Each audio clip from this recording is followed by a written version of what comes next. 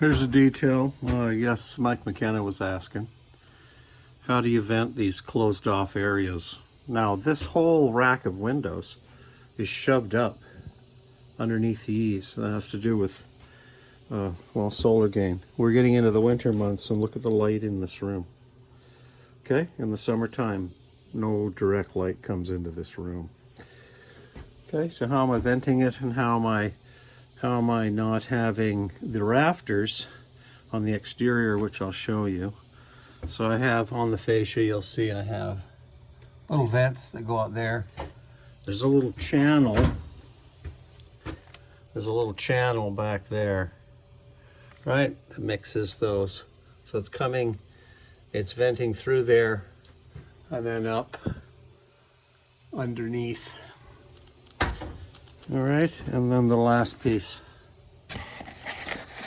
is covered.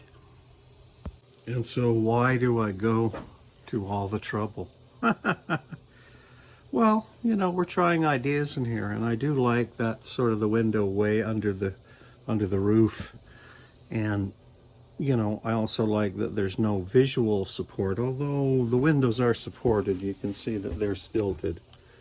These are cut down a little lower, so I'll put in a filler in between these windows. And then the casing will run across so that this whole bank feels like one piece of glass.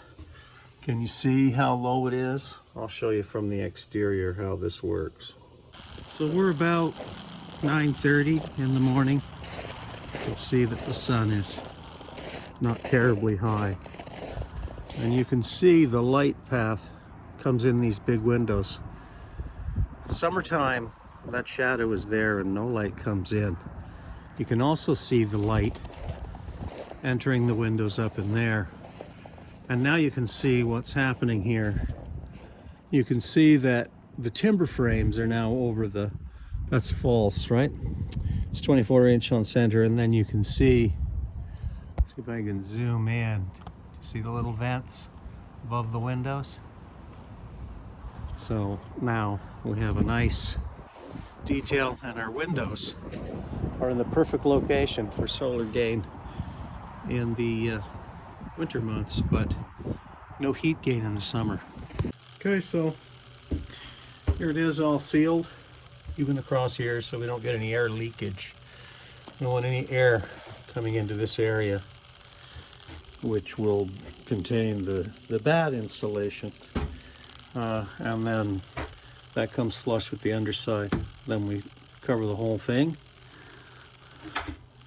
with the reflective foil and then strap. So that's probably effectively an R34 in a 2x8 cavity.